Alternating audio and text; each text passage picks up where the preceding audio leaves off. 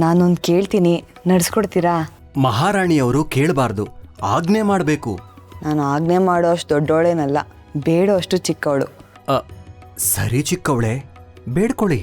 ಸುಧೀಂದ್ರ ಗುರುಗಳು ಸುಭದ್ರಾ ಪರಿಣಯ ಅನ್ನೋ ಕೃತಿಯನ್ನು ಬರೆದಿದ್ದಾರೆ ಅಂತ ಕೇಳಿದ್ದೆ. ಅದನ್ನು ನೀವು ಓದಿದ್ದೀರಾ? ಓದೋದಾ? ಕಂಠಪಾಠ ಮಾಡಿಬಿಟ್ಟಿದ್ದೀನಿ. ಅದರ ಪ್ರತಿ ವಾಕ್ಯವೂ ನನಗೆ ನೆನಪಿದೆ. ಆ ಕೃತಿಯನ್ನು ನಿಮ್ಮ ಬಾಯಿಂದ ಕೇಳಬೇಕು ಅಂತ ತುಂಬ ಆಸೆ. ಗುರುಗಳ ಕೃತಿಯನ್ನ ಸತಿಯ ಮುಂದೆ ಹೇಳುವಂಥ ಖುಷಿ ಮತ್ತೇನಿದೆ? ಹೇಳ್ತೀನಿ ಕೇಳು. ಕೌರವರು ಹಸ್ತಿನಾವತಿಯಲ್ಲಿದ್ದಾರೆ, ಪಾಂಡವರು ಇಂದ್ರಪ್ರಸ್ಥದಲ್ಲಿದ್ದಾರೆ. ಅರ್ಜುನ ಸ್ವಯಂವರದಲ್ಲಿ ದ್ರೌಪದಿಯನ್ನ ಗೆದ್ದು ಮನೆಗೆ ಕರ್ಕೊಂಡು ಬರ್ತಾನೆ. ಗೆದ್ದು ಬಂದಿದ್ದು ಬಹುಮಾನ ಅಂತ ತಿಳಿದು ಕುಂತಿ ನೀವೈವರೂ ಹಂಚ್ಕೊಳ್ಳಿ ಅಂತ ಹೇಳ್ಬಿಡ್ತಾಳೆ. ತಾಯಿ ಮಾತಿಗೆ ಕಟ್ಟುಬಿದ್ದು 5 ಪಾಂಡುಪುತ್ರರಿಗೆ ದ್ರೌಪದಿ ಪತ್ನಿ ಆಗ್ಬೇಕಾಗುತ್ತೆ. ಆದರೆ ದ್ರೌಪದಿಯ ಇಚ್ಛೆಯ ಮೇರೆಗೆ ನಾರದರು ಒಂದು ನಿಯಮವನ್ನು ರೂಪಿಸ್ತಾರೆ.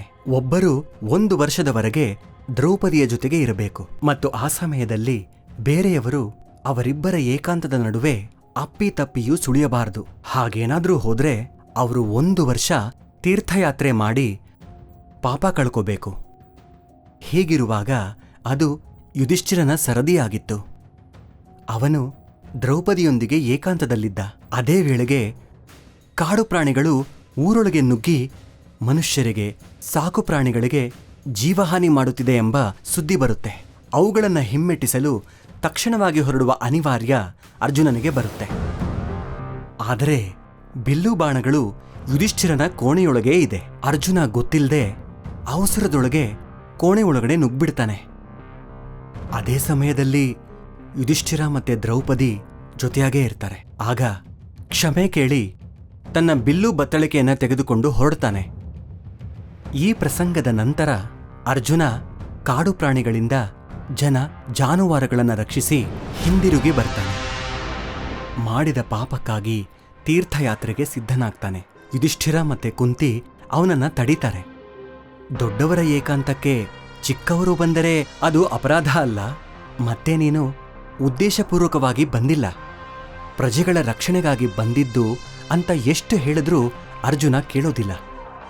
ತಪ್ಪು ಯಾವುದೇ ಉದ್ದೇಶದಿಂದ ಮಾಡಿದ್ರೂ ತಪ್ಪೇ, ಅದಕ್ಕೆ ಪ್ರಾಯಶ್ಚಿತ್ತ ಆಗಲೇಬೇಕು, ಅದೇ ಧರ್ಮ ಅಂತ ಹೇಳಿ ತೀರ್ಥಯಾತ್ರೆಗೆ ಹೊರಟು ಬಿಡ್ತಾನೆ.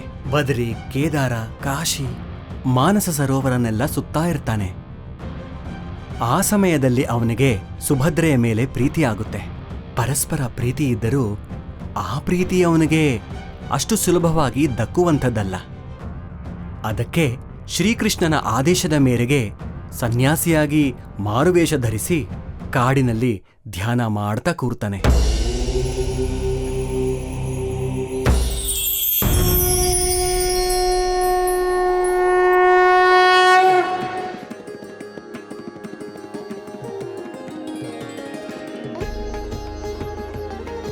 ಪಾರ್ಥ,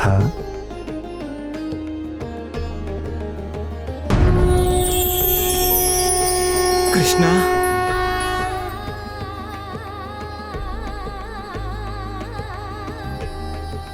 ಏಳು ಪಾರ್ಥ, ಏಳು. ನಾನಿಲ್ಲಿರುವುದು ನಿನಗೆ ಹೇಗೆ ಗೊತ್ತಾಯ್ತು ಮಾಧವ?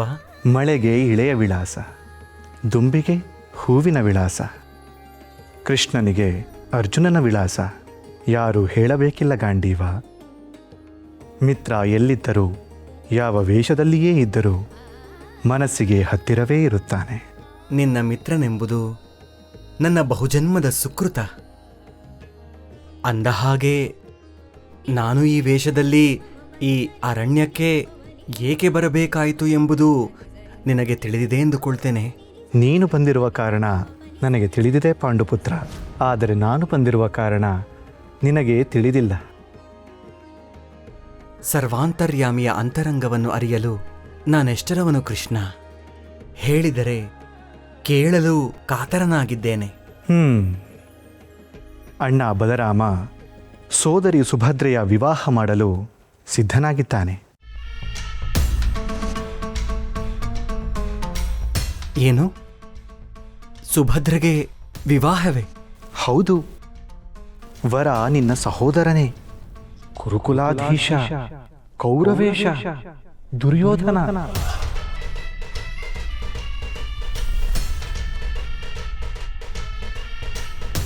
ಈ ವಿವಾಹ ನಿನಗೆ ಸಮ್ಮತವಿದೆಯೇ? ನಿನಗೆ ಸಮ್ಮತವಿದೆಯೇ ಪಾರ್ಥ? ಸಮ್ಮತವಿಲ್ಲವೆಂದರೆ ವಿವಾಹ ನಿಲ್ಲುವುದೇ? ವಿವಾಹ ನಿಲ್ಲಲು ಕೌರವನಿಗೇನು ಕಡಿಮೆಯಾಗಿದೆ ಪಾರ್ಥ? ಹಸ್ತಿನಾವತಿಯ ಅರಸ, ಸಮೃದ್ಧ ಕೋಶ, ಅಪಾರ ಸೈನ್ಯ, ಕೀರ್ತಿ ಎಲ್ಲವೂ ಇದೆಯಲ್ಲ. ರಾಜ್ಯ ಕೋಶಗಳಿದ್ದರೆ ಸಾಕೆ ಮಾಧವ? ಪರಸ್ಪರ ಪ್ರೀತಿ ಇರುವುದು ಬೇಡವೇ? ಒಪ್ಪಿಗೆ ಇರುವುದು ಬೇಡವೇ? ಈ ವಿವಾಹಕ್ಕೆ ಸುಭದ್ರೆಯ ಸಮ್ಮತವಿದೆಯೇ? ಅಣ್ಣ ಬಲರಾಮನ ಮಾತಿಗೆ ಎದುರಾಡುವುದುಂಟೆ ಪಾರ್ಥ? ಅವನು ಒಮ್ಮೆ ಮಾತು ಕೊಟ್ಟನೆಂದರೆ ಅದು ಶಾಸನ. ನೆರವೇರುವವರೆಗೂ ವಿರಮಿಸುವ ಜಾಯಮಾನ ಅವನದಲ್ಲ.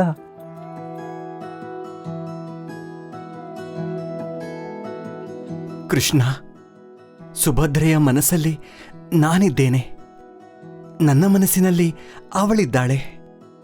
ನಮ್ಮಿಬ್ಬರ ಪ್ರೀತಿ ನಿನಗೆ ತಿಳಿಯದೆಯದು ನಂದನ?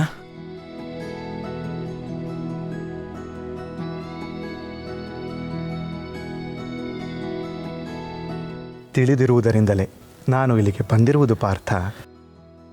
ಸುಭದ್ರೆ ನಿನ್ನನ್ನು ಎಷ್ಟು ಪ್ರೀತಿಸುತ್ತಿದ್ದಾಳೆ ಎಂಬುದನ್ನು ನಾನು ಬಲ್ಲೆ. ಅವಳ ಇಚ್ಛೆಯನ್ನು ಪೂರೈಸುವುದು ಅಣ್ಣನಾಗಿ ನನ್ನ ಕರ್ತವ್ಯ. ಆದರೆ ಅಣ್ಣ ಬಲರಾಮನು ದುರ್ಯೋಧನನಿಗೆ ಮಾತು ಕೊಟ್ಟಿದ್ದಾನೆ. ಅವನು ಕೊಟ್ಟ ಮಾತಿಗೆ ತಪ್ಪುವವನಲ್ಲ, ನಿಮ್ಮಿಬ್ಬರ ಪ್ರೀತಿಯನ್ನು ಒಪ್ಪುವವನೂ ಅಲ್ಲ. ನನಗೆ ದಿಕ್ಕೇ ತೋಚದಾಗಿದೆ. ನೀನೇ ಏನಾದರೂ ಮಾಡಬೇಕು ಕೃಷ್ಣ. ನಾನು ಬಂದಿರುವುದು ಅದಕ್ಕೆ ಅಲ್ಲವೇ ಅರ್ಜುನ? ನಿನ್ನ ಈ ವೇಷದ ಸಂದರ್ಭವನ್ನು ಉಪಯೋಗಿಸಿಕೊಂಡು ನಿಮ್ಮಿಬ್ಬರನ್ನು ಒಂದುಗೂಡಿಸುವ ತಂತ್ರವೊಂದನ್ನು ರೂಪಿಸಿದ್ದೇನೆ. ಅಷ್ಟು ಮಾಡಿದರೆ ನಿನಗೆ ಪುಣ್ಯ ಬರುತ್ತದೆ ಮಾಧವ. ಸುಭದ್ರೆಯನ್ನು ಪಡೆಯಲು ನಾನು ಏನು ಮಾಡಬೇಕು ಹೇಳು? ಅಣ್ಣ ಬಲರಾಮ ವನವಿಹಾರಕ್ಕಾಗಿ ಬಂದಿದ್ದಾನೆ. ಅವನಿಗೆ ಹಣ್ಣು ಹಂಪಲು ತರುತ್ತೇನೆಂದು ಹೇಳಿ ನಿನ್ನ ಬಳಿಗೆ ಬಂದಿರುವೆ. ಈಗ ನಾನು ಅವನ ಬಳಿಗೆ ಹೋಗಿ ನೀನೊಬ್ಬ ಋಷಿಕುಮಾರನೆಂದು ಅವನು ನಂಬುವಂತೆ ಮಾಡುತ್ತೇನೆ. ಋಷಿ ಮುನಿಗಳು, ಸಾಧು ಸಂತರು ಎಂದರೆ ಅವನಿಗೆ ಅಪಾರ ಗೌರವ. ಅವನು ಬಂದು ನಿನ್ನನ್ನು ಆತಿಥ್ಯಕ್ಕಾಗಿ ಅರಮನೆಗೆ ಕರೆದರೆ ಒಪ್ಪಿಕೊ. ಮುಂದಿನದ್ದನ್ನು ನಾನು ನೋಡಿಕೊಳ್ಳುತ್ತೇನೆ. ಧನ್ಯ ಕೃಷ್ಣ, ಧನ್ಯ. ನಿನ್ನೀ ಉಪಕಾರವನ್ನು ನಾನು ಯಾವತ್ತೂ ಮರೆಯುವುದಿಲ್ಲ. ನನ್ನ ಉಪಕಾರವಿರಲಿ, ಅಣ್ಣನಿಗೆ ಅನುಮಾನ ಬರದಂತೆ ನಡೆದುಕೋ. ಅಪ್ಪಿತಪ್ಪಿ ಇದೆಲ್ಲ ನಾಟಕವೆಂದು ಅವನಿಗೆ ತಿಳಿದು ಹೋದರೆ ಮದುವೆಯಲ್ಲ, ಮಸಣದ ದಾರಿ ಹುಡುಕಬೇಕಾದೀತು.